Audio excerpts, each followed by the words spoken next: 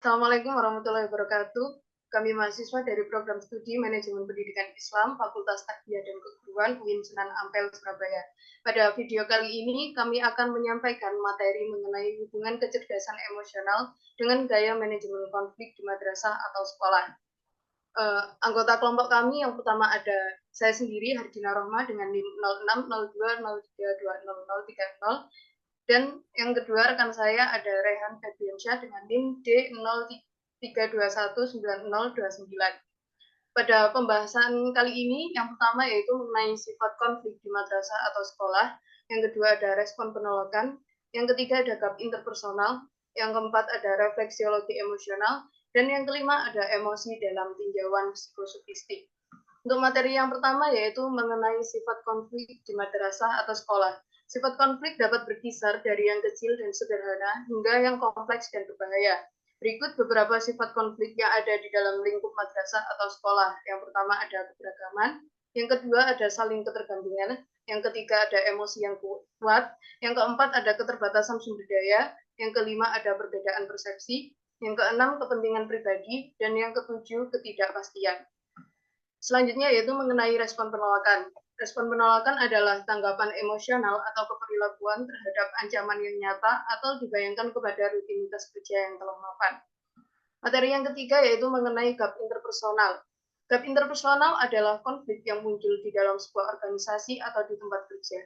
Konflik antar individu terjadi ketika seseorang memiliki kesan negatif terhadap individu lain atau selalu mengaitkan alasan konflik dengan kepribadian orang lain. Ketika seseorang memiliki reaksi emosional yang buruk, dia akan bertindak tidak wajar terhadap lingkungannya. Perselisihan biasanya berbentuk sudut pandang yang bersaing. Untuk materi selanjutnya yaitu mengenai refleksiologi emosional akan disampaikan oleh rekan saya.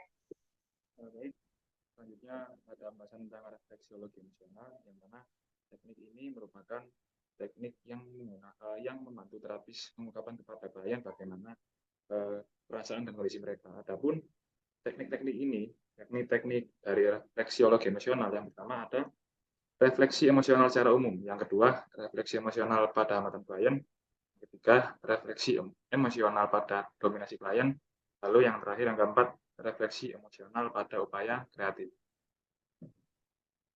Lalu ada emosi dalam tinjauan psikosofistik, yang mana psikosofisme juga dikenal sebagai psikologi sofistik, adalah studi psikologis tentang pengetahuan sofistik.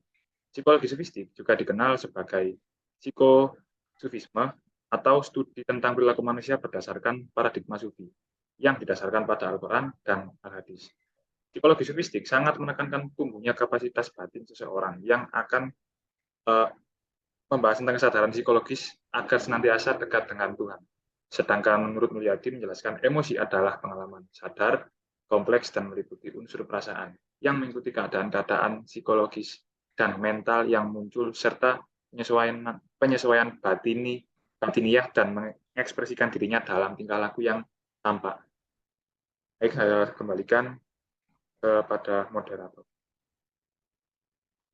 Baik, terima kasih atas pemaparannya dari rekan saya.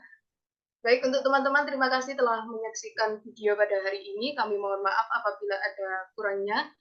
Terima kasih, sampai bertemu di video lain. Assalamualaikum warahmatullahi wabarakatuh.